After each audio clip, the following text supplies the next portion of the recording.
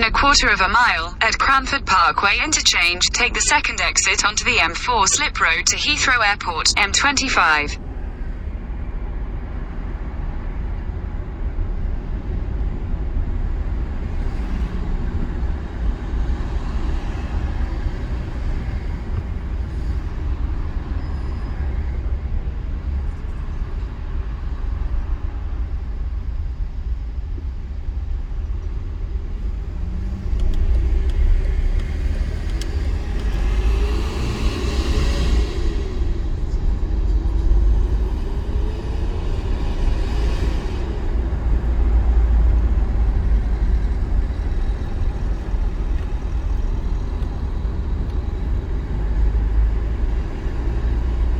Exit the roundabout onto the slip road. In a quarter of a mile, merge onto M4.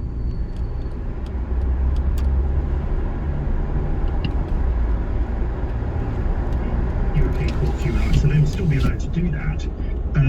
As you say, if they can afford it, if they can be bothered. If they then do that and take their cases to Strasbourg, if they win, the government will either have to comply with that ruling, in which case you could say the bill will not have achieved anything, because in the end the result will be what it always would have been, or the government will have to decide to defy the ruling, and that, as you say, puts the UK on a collision course with Strasbourg and with its international law. Continue on M4 for 3 miles. You left the government service over the Northern Ireland Protocol because you were concerned about the possibility of breaking international law. If you were still there, what would your advice to Dominic Raab have been about this bill? Well, if I'm really honest, I'm not sure that the case has been made for the bill in terms of what harm it's intended to cure. And as I say, the government's own independent review didn't really identify major problems with the way the actual legislation was working. So in short, chuck it, Dominic. Well, I'm sure the government won't chuck it. There's a big enough political head of steam behind it. I mean, I hope that we don't end up in a place where this does generate more and more clashes with Strasbourg and puts us in a kind of systematic breach of international law that I think would be very damaging. Jonathan Jones, QC, thank you very much indeed for joining me. Thanks for that. Thank you. And that was Jonathan Jones, the former head of the government's legal department. Now, coming up, I'm going to be joined by a former New York crime boss who tells me about what really happens in the secret mafia ceremony when he became a made guy. Plus, the former Australian Prime Minister will join me to discuss his new book, and we may ask him about the future of the Royals down under. The time is now 6:32, and Amelia Cox has your headlines. British Airways staff based at Heathrow Airport have voted to strike this summer in a dispute over pay.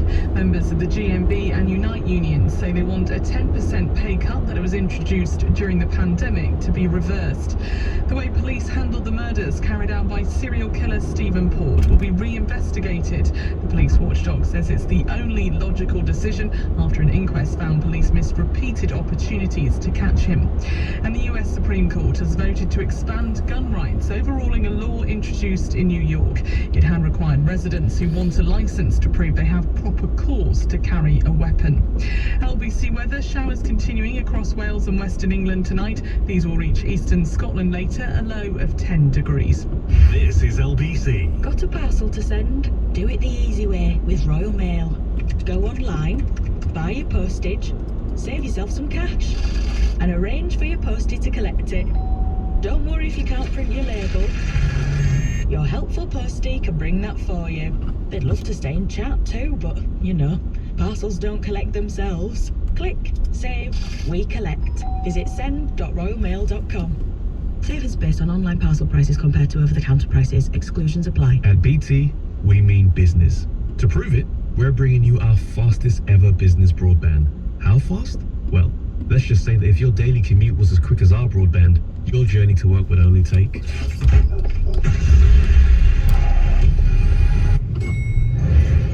Morning, Tracy. With our fastest ever broadband at 900 megabits per second, business is quicker than ever. Search BT Business Full Fiber 900 for availability. BT means business. Hula hoops puffed. Sense its lightness, its puffiness. Unleash the delicious taste of hula-licious. Hula-lightful. Hula hoops puffs. Light puffy hoops in a range of delicious flavours and 72 calories per pack. Hula-licious. Hula-lightful. Tax credits are ending, and the Department for Work and Pensions will be moving people across to universal credit by 2024. Search understanding... In a quarter of a mile, keep right to stay on M4. With Pension Bee, you can combine, contribute and... There's a mobile speed camera ahead. Our plans give Mary the freedom to contribute whenever her income allows. So I've been self-employed for 4 years now. Keep right to stay on M4. Make flexible contributions towards my pensions definitely helps. We're building a pension company you can believe in. Be pension confident. Join at pensionbee.com. When investing, your capital is at risk. Authorised and regulated by the Financial Conduct Authority. This is LBC Tonight with Andrew Marr. Welcome back to the time is 6:35. Coming up later, the former New York mafia boss on life on the outside, and whether he misses his former multi-millionaire lifestyle. Not a hard question, that one. But first, I'm now delighted to say that the former Australian Prime Minister Kevin Rudd joins me live in the studio. Kevin, welcome. You have produced this book, The Avoidable War, and if we're looking around in the world for cheer and optimism ahead, this may not be the book, because it's about the possibility, the quite high possibility in your view, of a real war between wash my mouth out, China and America. Yeah, I think the reason I've written the book is that crisis, conflict and war is no longer in the realm of the fanciful. We've seen this, of course, in recent developments in Ukraine. This is not some reality sort of for the 20th century and not a possibility in the 21st. But the more I've looked at the US-China relationship, which I have been a student of for 30 or 40 years, the more I've become quite anxious. There's too much going on, too much metal flying around the place, literally. Taiwan Strait, South China Sea, East China Sea, and therefore the statistical possibility of incidents, escalation, crisis, conflict and war is getting greater. And too much angry nationalism on both sides. I mean, one of the interesting things I learned from your book is when America began, when the Republic was still young, China accounted for something like 40% of the world's economy. It was the huge superpower. And of course, since then it's fallen way back, and America has now taken that place. But for the Chinese, that is just a blip in history, as it were. And we've seen everyone understands, I think, the nationalism of people like Donald Trump, Xi Jinping, who you know, who you have met.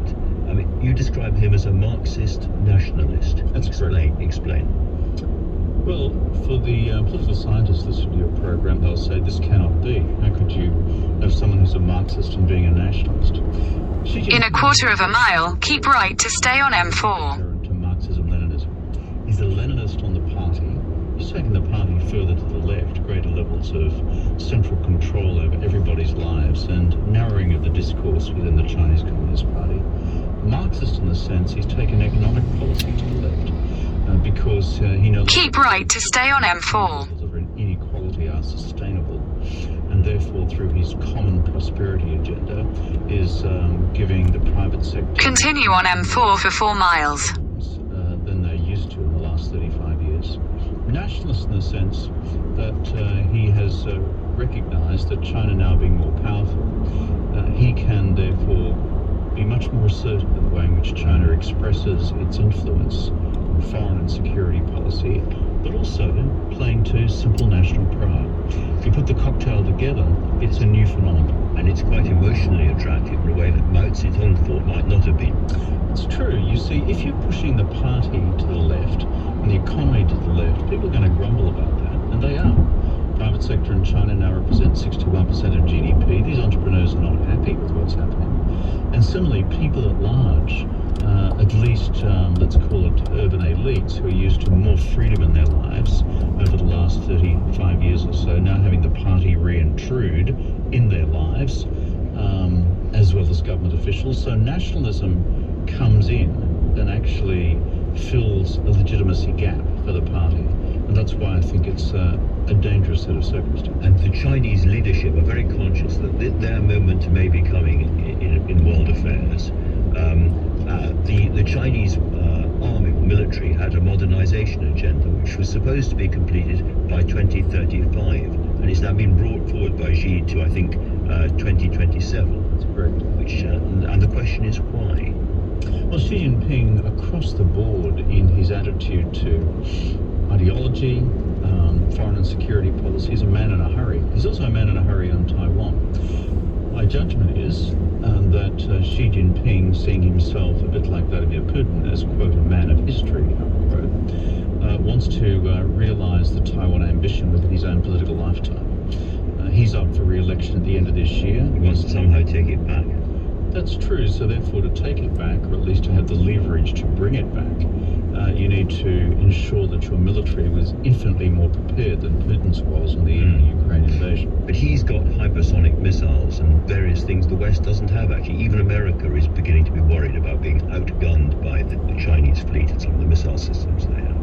That's true. The balance of power in the Taiwan Straits, for example, and more broadly in East Asia, the West Pacific, has been narrowing between China and the United States over the last 10 years, and depending on the weapons category or weapons... In 2 miles, at junction 6, take the A355 exit to Slough Central. As Wellington said after Waterloo, a near-run thing. So therefore, Xi Jinping wants to accelerate his military outlays to achieve an overwhelming force. The Americans, however, are now pushing back. And as the Chinese look at their position in the world and America's position, how important was the 2008 financial crash? That seems to be in the moment where Beijing thought, the world has changed. Well, that's an acute observation. That's exactly what happened. I was Prime Minister at that stage, and I remember dealing a lot with Xi Jinping's predecessor, Hu Jintao. And the Chinese at that stage were saying, you guys have always told us you understood how to run economies and financial systems. You guys, meaning us in the West, but in particular Uncle Sam. And they said... now look. And then they said, the teacher has a problem. And so, since then, if I look at their internal ideological discourse about this, what the Chinese say among themselves is that this established that, in fact, the US and its financial and economic system has feet of clay. Then they roll on, and they saw the Trump presidency. They roll on, they saw Brexit, and the weakening of what they saw of a united Europe. And the Chinese said, in fact, the rise of the East and the relative decline of the West, Xi's phrase, by the way, taken from Mao, is happening much more rapidly than we thought. Really interesting. Now, in the book, there's quite a complicated section, but an important one about how you get round this, because after all, it's not inevitable.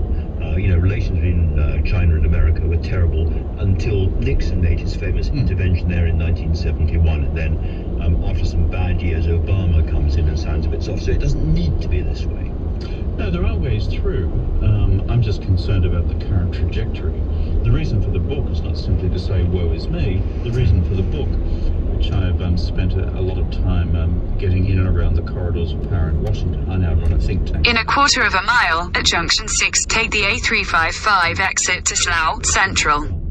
Is that it recommends a framework, a joint framework for getting through this highly competitive relationship. Right now we have what I describe as unmanaged strategic competition. No guardrails, no rules of the road. Exit at junction 6. Maybe see what happens. That's dangerous. What I advocate here is the machinery of what I call managed strategic competition. So the competition carries... In a quarter of a mile, at the roundabout, take the 3rd exit onto Tons Lane, A355. Taiwan in this way, that will be the other response will be similar, and so on. Can I ask about Xi himself, however, because he is this vastly important world figure, perhaps the most important single figure in the world today, and yet we know very, very little about him. One of the points you make in the book is that he comes from a long-lived family, and he could be there for quite a long time yet. That's true. Well, his mum's still alive. And his mum, from memory, is in her mid-90s now, and his dad lasted until his late 80s. And remember, they were both products of the revolutionary generation, and life was tough back then. I think Xi Jinping's game plan, based on genetics and based on political ambition, is to get himself reappointed at the 20th Party Congress for a record 3rd term this October-November. But I think his medium-term... Exit the roundabout onto Tons Lane. ...through until 2035. That puts him at a sprightly sort of early to mid-80s. You could almost